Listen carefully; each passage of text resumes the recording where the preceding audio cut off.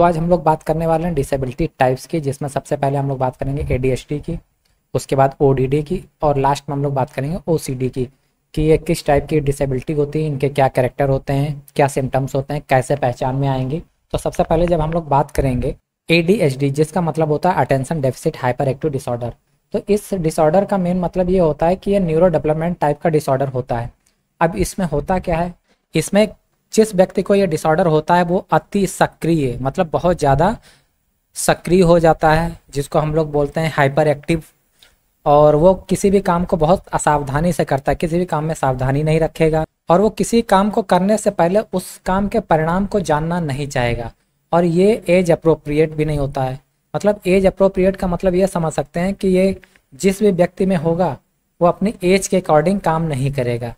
वो 20 साल का व्यक्ति 8 साल के व्यक्ति जैसा व्यवहार कर सकता है और 8 साल का व्यक्ति 20 साल के जैसे व्यवहार कर सकता है। उसको गुस्सा ज़्यादा आएगा, वो हर काम में असावधानी रखेगा, वो बहुत जल्दी हाइपर एक्टिव हो जाएगा। और सबसे बड़ी बात ये होती है कि अपनी भावनाओं को नियंत्रित नहीं कर पाते हैं और किसी भी काम को करने में इनको प्रॉब्लम होती है। जैसे कि यहाँ पर शो है some individuals with ADHD also display difficulty regulating emotions और प्रॉब्लम विद एग्जीक्यूटिव फंक्शन। किसी भी काम को करेंगे तो उसमें उनको प्रॉब्लम होगी और ये अपनी भावनाओं को नियंत्रित नहीं कर पाते हैं। और सिम्टम्स जो होते हैं वो 12 साल की एज में देखने को मिल जाते हैं और यह सिम्टम्स 6 मंथ तक रहते हैं। जैसे कि यहाँ पर शो हो रहा है, the symptoms should appear before a person is 12 year old, be present for more then 6 month and cause problems in at least 2 settings. अब जैसे किसी को अगर ये लक्षण है तो उसमें 2 सेटिंग देखने को मिलेंगी। अब ये लक्षण कहाँ पर शो होंगे, या तो ये स्कूल में शो होंगे, होम में शो होंगे, या रिक्रिएशनल कोई एक्टिविटीज़ हो रही है उन सब चीज़ में। ये बच्चा है या बड़ा है, क्या करेगा, इसको गुस्सा आएगा, ये हाइपर एक्टिव होगा, असावधानी रखेगा और किसी भी काम को बिना सोचे करेगा। तो ये सब चीज़ें जिसमें भी हों उसमें जो डिसऑर्डर होता है वो होता है ADHD, means attention deficit hyper active disorder. तो इसको आप समझ गए होंगे कि ये न्यूरो डेवलपमेंट टाइप का डिसऑर्डर है। इनअटेंटिवनेस, हाइपर एक्टिविटी और इम्पल्सिवनेस ये इसके कारण होते हैं। और ये 12 साल की एज में दिखने लगता है और ये 6 मंथ तक कंटिन्यू रहता है। और इसके जो लक्षण शो होंगे स्कूल में, घर में और रिक्रिएशनल कोई भी एक्टिविटी होगी उसमें लक्षण शो होंगे। अब इसमें हम लोग कुछ बात करेंगे, कॉमन सिम्टम्स की बात करेंगे। तो कॉमन सिम्टम्स में देखेंगे hyper active and impulsiveness. Hyper active means अति उत्साह मान सकते हैं इसको आप। इम्पल्सिवनेस का मतलब आवेग, जोश, ठीक है, हमेशा आवेग में रहेगा, गुस्से में आ जाएगा। Have a short attention span and being unable to stick to task that are tedious or. अब इसका मतलब यह हो गया कि कम ध्यान अवधि होना और थकाऊ या ऐसे कार्यों पर टिके रहना जिसमें कि काम करने में असमर्थ है, ठीक है।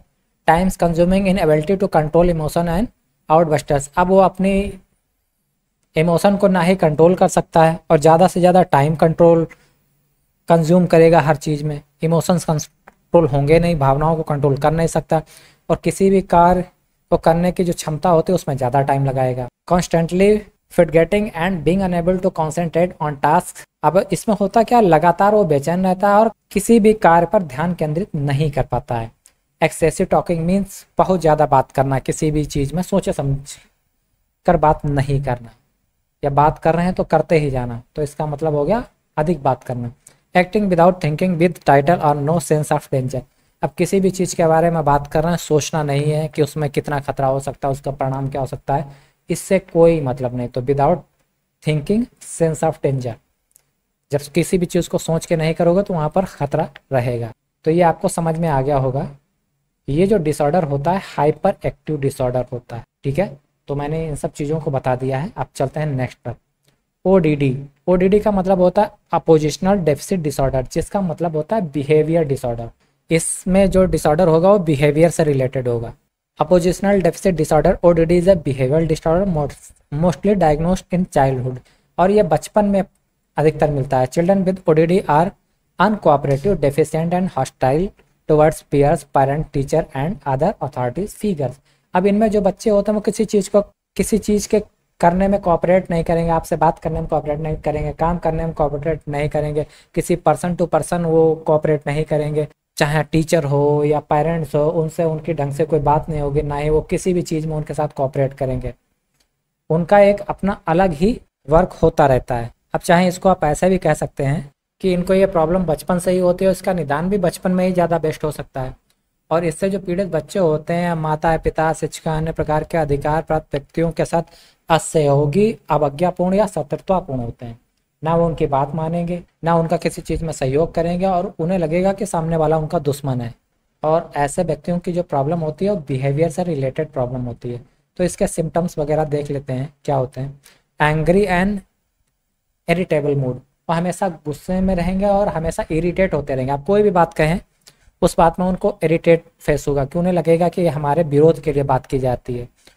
और थोड़ी थोड़ी देर पर उनका जो टेम्पर होगा वो लूज होता रहेगा। शॉर्ट टेम्पर टाइप के आप वो बच्चे होते हैं उनको समझ सकते हैं। तो इरिटेबल मूड होगा, शॉर्ट टेम्पर होंगे।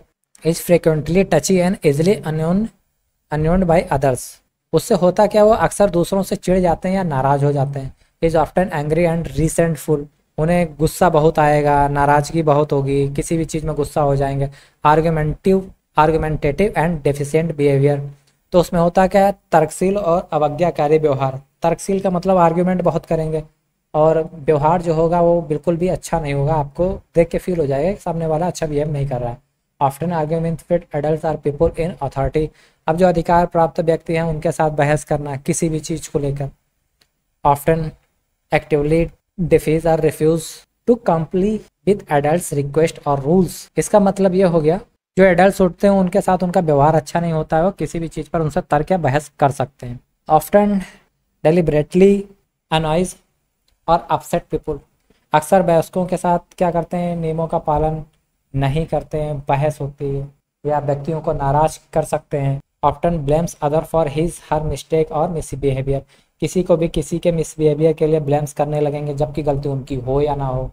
तो इस टाइप्स का बिहेवियर होता है, निश्चित रूप से ये बिहेवियर डिसऑर्डर है। जब भी ओडीडी की बात चलेगी तब ये बिहेवियर डिसऑर्डर होता है। अब हम लोग बात करेंगे ऑब्सेसिव कंपल्सिव डिसऑर्डर, जिसको कि बोलते हैं ओसीडी। और ओसीडी को मोस्टली देखा जाता है तो ये एंजाइटी डिसऑर्डर होता है, ये एंजाइटी डिसऑर्डर का पार्ट होता है। अब इनमें ये होता है, एंजाइटी डिसऑर्डर का मतलब ये हो गया कि ये ना तो अपने किसी विचार को नियंत्रित कर सकते हैं और ना ही किसी काम को नियंत्रित कर सकते हैं। मतलब जो काम कर रहे हैं उसमें भी उनका नियंत्रण नहीं है, ना ही इनका कोई विचारों पर नियंत्रण है। और यह टाइम टू टाइम चीज़ों को बदलते रहते हैं, चीज़ों को चेक करते रहते हैं। अब जैसे हम लोग देखते हैं, obsessive compulsive disorder is an anxiety disorder where people feel the need to check things repeatedly. अब इसमें क्या होता है, वो कोई भी काम अगर उन्होंने किया तो बार बार चेक करेंगे क्या यह काम सही हो गया है या हमने ये काम सही से किया है। परफॉर्म सर्टेन रूटीन रिपीटेडली, हर चीज़ को रिपीट करेंगे, हर चीज़ को चेक करेंगे, रिपीट करेंगे। They are unable to control either the thought of activities for more than a short period of a time, ना वो किसी एक्टिविटीज़ को कंट्रोल कर सकते हैं, ना वो अपने थॉट को कंट्रोल कर सकते हैं। उनमें इन सब चीज़ों में प्रॉब्लम होती रहती है। Common activities include hand washing, जैसे बार बार हाथ को धोना, काउंटिंग ऑफ ऑब्जेक्ट, अब कितनी चीज़ें उनको काउंट करना, checking to see if door is locked, कि डोर लॉक हुआ है कि नहीं। तो इस तरीके से उनका बिहेवियर होता है कि वो हर चीज़ को चेक करते रहते हैं। एक जैसे किसी भी चीज़ को एक निश्चित क्रम में रखना है या जांचने की कोशिश करना है कि काम पूरा हुआ है कि नहीं पूरा हुआ है। आमतौर पर एक निश्चित संख्या में उनके जांच शामिल रहते हैं, वो हर चीज़ को चेक करते रहते हैं। किशोरावस्था हो या युवावस्था हो, और यह शुरुआत से ही उनके लक्षण होता है। लेकिन अगर बचपन में ये लक्षण शुरू हो जाते हैं और ये धीरे धीरे ही बचपन से शुरू होते हैं और जीवन भर इनके जो परिणाम होते हैं वो काफ़ी ज़्यादा गंभीर निकलते हैं। और ये टाइम के साथ ही आप इनको अनुभव करेंगे कि टाइम के साथ ही इनका जुनून और मजबूरियां भी समय के साथ साथ बदल सकती हैं, और अक्सर इनको ऐसे जुनून सवार हो जाते हैं जिनमें कुछ भी करने की क्षमता रखते हैं। अब इसमें प्रॉब्लम क्या होती है, ये बिहेवियर क्यों होता है। Doubting and having difficulty tolerating uncertainty, अब इसमें क्या है, हर चीज़ में संदेह करना, अनिश्चितता को सहन करने में इन्हें कठिनाई होती है। फियर ऑफ कॉन्टेमिनेशन और डर्ट, अब कहीं पर गंदगी है उसका डर, हर चीज़ में डाउट करना, हर चीज़ में अनिश्चितता का डर होना। Needing things orderly and symmetrical, इसका मतलब हो गया चीज़ों को व्यवस्थित और सम्मित रूप से चाहना। अग्रेसिव और horrific thought about losing control and harming yourself और अदर्स, अब ये अग्रेसिव भी हो जाएंगे और ये बहुत ज़्यादा ऐसी पोजीशन में आ जाएंगे जिससे किसी को हार्म कर सकते हैं, या अगर कोई नहीं मिला तो खुद को भी हार्म कर सकते हैं। तो थोड़ा सा ये कंट्रोल करना मुश्किल होता है। अनवांटेड थॉट इनके मन में चलते रहते हैं और अग्रेशन काफ़ी ज़्यादा होता है। सेक्सुअल और रिलीजियस सब्जेक्ट से रिलेटेड भी ये चीज़ें हो सकती हैं। अब यह कह सकते हैं कि यौन या धार्मिक विषय से भी संबंधित चीज़ें हो सकती हैं। Obsession compulsions typically have themes such as washing and cleaning.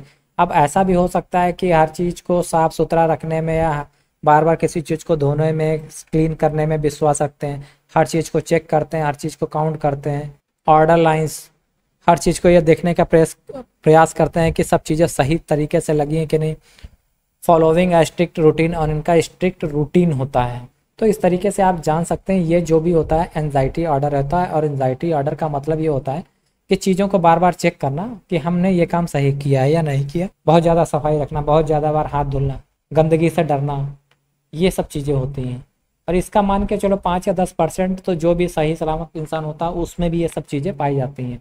Anxiety होती है कि हमें साफ़ सुथरा रहना है, हमने ये काम सही से किया कि या नहीं किया। तो इस तरीके से तीनों डिसऑर्डर की हमने बात कर ली है। तो ओसीडी का मतलब एंजाइटी डिसऑर्डर, ओडीडी का मतलब होता है बिहेवियर डिसऑर्डर, और एडीएचडी का मतलब होता है हाइपर एक्टिव डिसऑर्डर। तो उम्मीद करते हैं ये डिसऑर्डर के बारे में आप समझ गए होंगे। तो मिलते हैं आपसे नेक्स्ट वीडियो में नए टॉपिक के साथ। वीडियो देखने के लिए धन्यवाद। जय हिंद।